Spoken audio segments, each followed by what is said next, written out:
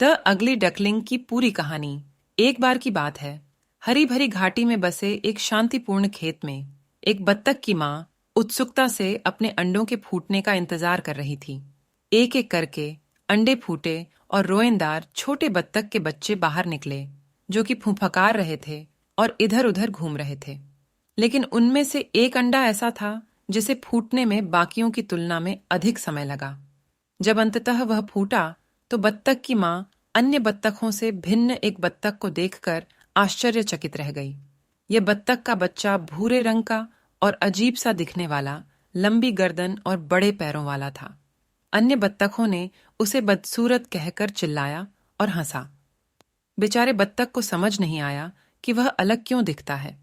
वह चाहता था कि उसके भाई बहन उसके साथ घुल मिल जाएं और उसे स्वीकार कर लिया जाए, लेकिन वे केवल उसका मजाक उड़ाते थे।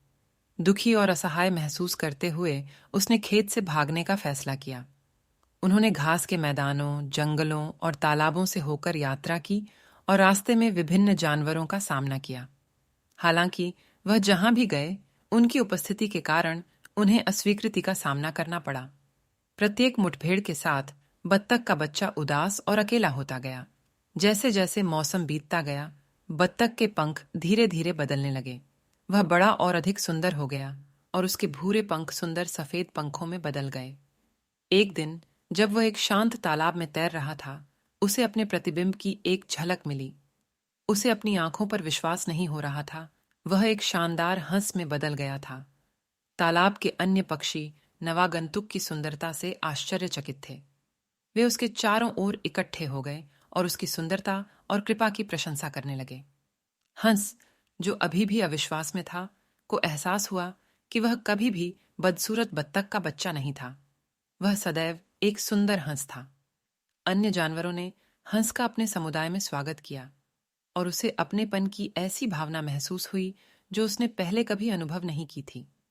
उसने दोस्त बनाए और अपने नए साथी की गर्माहट का आनंद लेते हुए पानी में सरकते हुए अपने दिन बिताए।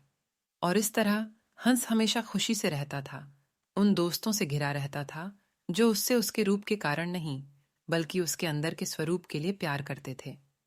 बदसूरत बत्तख का बच्चा की कहानी पूरे पशु साम्राज्य में परिवर्तन, आत्मखोज और बाहरी दिखावे से परे देखने के महत्व की कहानी के रूप में जानी जाती है।